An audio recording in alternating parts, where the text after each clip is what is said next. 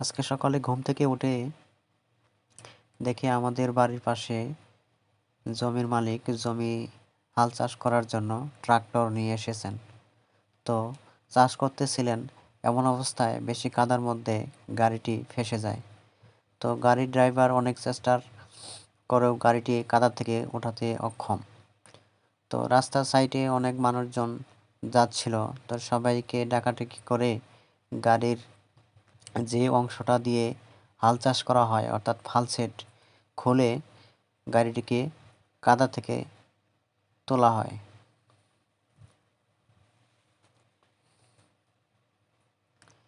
অনেক চেষ্টার ফলে গাড়িটি কাদার থেকে তুলতে সক্ষম হয়।